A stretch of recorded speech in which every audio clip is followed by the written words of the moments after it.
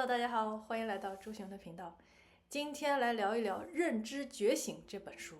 我不知道你有没有想过哈，不用闹钟其实也可以自然醒，并且醒来以后非常的清醒，然后做事非常高效。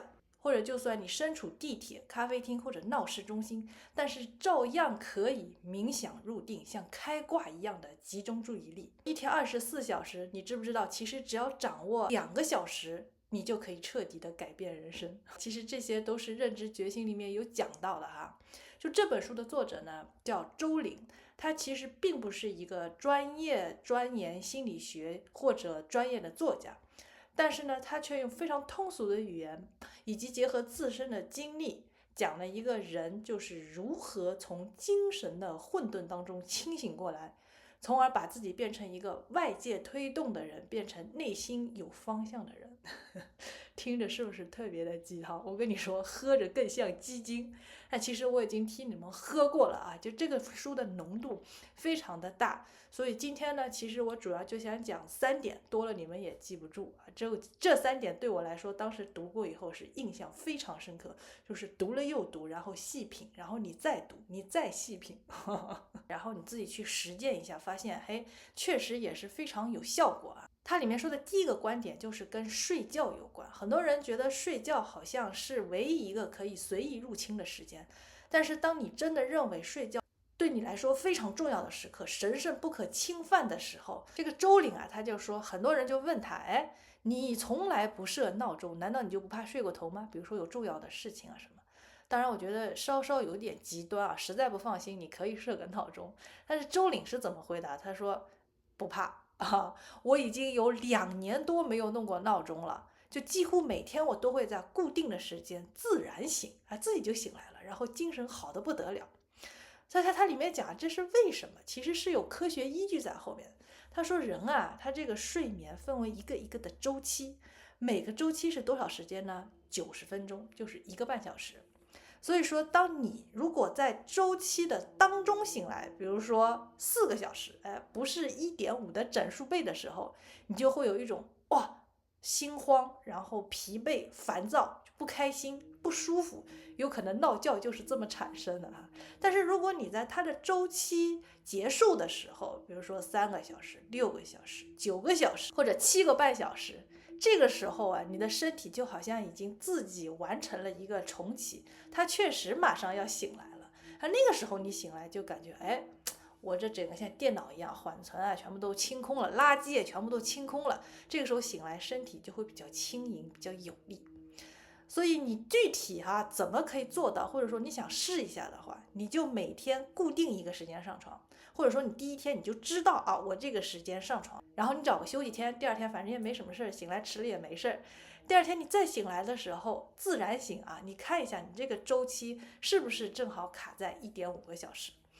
当然它不会非常非常准啊，你前后比如说10几20分钟的误差也是可以理解的，因为你毕竟比如说你10点上床睡觉，那你可能真正睡着是10点15分、10点半，不一定所以要留有这个空隙。但是时间一长，我试了以后发现，哎，还真是这样，真的就是大差不差，然后醒来的感觉就非常好。以前的话，我就是反正几点睡觉我不管，然后第2天反正闹钟能把我叫醒就行，但是闹醒的那个瞬间是真的闹醒，太不爽了，太不舒服了啊！还有一些小习惯也会有所帮助，就是你睡觉前如果一直看手机或者看电脑，确实不是那么容易入睡，就是你可以冥想，等一下会讲到哈。第2点你应该干什么？就尽量不要接触这些亮光的东西、蓝光的东西，它对睡觉褪黑素的分泌是有一定的影响的。这关键是每天都要经历的事情啊！你如果在这个上面花一点心思，能够让它走向更好的这种轻松的节奏，为什么不尝试一下呢？第2点，它这个书中讲的呢，就是大家可能都听说过叫冥想。冥想呢，听着好像很玄乎，一说这个词儿你就恨不得找一个山洞。其实冥想这件事说到底是干什么的？其实就是为了提高你的注意力和专注度，其中就是跟开头讲到有关系啊。你一天中这么长的时间，你真正集中注意力做事的那段时间，才是非常有效率的时间。所以如果你有很多事情要做，并且你想让自己非常有效率，那么集中注意力其实是一个非常有效的办法啊，比你时间拖得特别长，比如说加班啊什么的，要有效的多。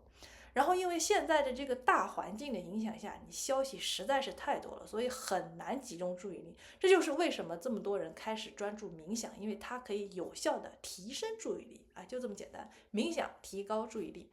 那么好了，接下来说一下这本书中说冥想啊到底怎么做，其实非常简单，而且呢，它是一个循序渐进的过程。你不要着急，一开始可能你就几秒、几十秒、30秒。1分钟，然后慢慢的多起来，然后你就会开始享受这个过程啊！真的这么神奇吗？我们来讲一下它到底怎么做。首先，它不需要一个山洞啊，你可以在任何地方做这件事情。那么如何开始呢？其实最快的方式就是马上注意自己的呼吸。当然，你可以睁着眼，可以闭着眼，可以坐着，可以躺着。只要你把注意力突然集中到自己的呼吸上，比如说进出，你鼻子这边有气息的流动，就那么简单的一件小事，就可以把你的注意力聚拢过来。当然，一开始做的时候，我自己亲身体验，就是你马上就会思绪被带到别的地方，比如说，哎，我等一下是不是要吃个东西啊？我晚上今天要干什么呀？就是会把别的乱七八糟的事情从你脑子的各个方向来抓你的注意力。这个时候呢，首先你要对自己有耐心，就说 It's OK， 是会发生这种事情的。我呢就慢慢的练，一点一点的把这个时间拉长。然后有时候呢被拉出去以后，你还可以把注意力再拉回来，你就可以感觉自己在控制自己的注意力。这个就非常神奇。冥想它不是消除外界的噪音，它是在这么多噪音中，让你自己选择你去注意什么东西。第三个，这个书中说的观点跟我产生强烈共鸣的，就是情绪管理。可能女性也有关系啊，天生这个情感就比男性更加丰富，所以对情绪管理的要求也非常的高。还有一种说法就是，它也有科学的依据，就是人呐，他这个大脑管好多东西，其中管情绪的那一部分就特别的强大。这也就是为什么好多人觉得控制情绪会非常的难。因为它本身就非常的强大啊！就作为一个女性，有感到情绪崩溃的时候，要么就特别的焦虑，要么就特别的生气，或者呢又会很委屈。就这几种情绪啊，我总觉得从小到大它就伴随着我，这就是所谓的我觉得是个坏情绪。然后这本书里提到了一句话呢，我当时就觉得好像挺有意思的。他怎么说？他说一切的坏情绪都来自于什么？都来自于视角单一。那你仔细想想，觉得还确实是有一些道理。就是你可能每次看到一件事情，就是以自己的角度在解释它，但是其实呢，每个人角度都不一样。很多时候，比如说生气，就是因为我觉得我被冒犯了，我吃亏了，我觉得他不应该这样，这全是你觉得。站在他的角度上呢，有可能他也觉得冒犯了，他也觉得不开心了，就是他的想法跟你的想法经常会有偏差。焦虑也经常是因为我觉得我做不到，我觉得我做不到，我觉得我做不好，但是呢我又很想做好，所以我就非常的焦虑。但是其实你换一个角度，做不好又怎么样呢？到底能产生什么样的后果呢？这个后果到底能严重到哪儿去？然后委屈也是因为，比如说，哎呀，我觉得我已经很努力了，我已经付出了我认为最大的付出，或者说我已经对你很好了，这个对别人都没有那么好过，你怎么还不能理解我啊？但是在对方的角度，可能就不是他想要的，那他也很委屈啊！你拼命塞给我这些你认为对我好的，但是我却不是这么认为的哈。就算有可能是我的认知水平的限制啊，或者说我所处的那种当时的情境下，我不这么认为。但是情绪这东西就是那个一时嘛。那么如何缓解这种情绪，或者说如何去管理它，那就是要换一个角度，或者换多个角度。那你那个情绪在那个点上可能就瓦解掉。我现在这么焦虑，是不是因为我的欲望太大了？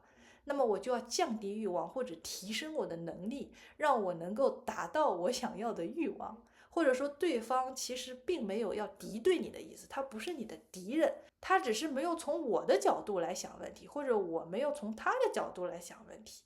哎呀，世界上哪有那么多非黑即白的事情，或者哪有那么多所谓的一定是好人或者坏人呢，是吧？就是视角不一样，或者利益不一致导致的这些情绪方面的冲突。所以当你情绪出现非常激烈或者波动的那一刻，尽量停下来问问自己，我是不是还可以换一个角度思考一下这个问题。这就是我想跟大家聊的3点，你还记得吗？第一点就是你每天都要做的事情，干什么？睡觉，尽量让你的生物钟来代替闹钟。然后如何代替呢？就是你尽量要保证在同一个时间入睡或者说睡觉前尽量要安静，让身体回到一个自然的节奏里面，就让你自己控制它。第二个就是要在嘈杂的环境中练习注意力，要怎么做呢？就是冥想，练就那种随时让自己进入专注模式的这个能力哈。第三个就是要感知自己的情绪发出来的信号，然后呢，要扩大自己的认知视角，不要老是从自己单一的角度去想问题，这样呢，可能能够瓦解掉你心中的那团怒火，以及总是熄不灭的焦虑。这些东西其实并不是说要改变你，你其实还是你，只是能够让你更多的体会到表面下原来最真实的那个你。好了，今天的基金就播放到这里了。如果你有什么觉得有共鸣的地方，欢迎留言跟我讨论然后我们下期再见，拜拜。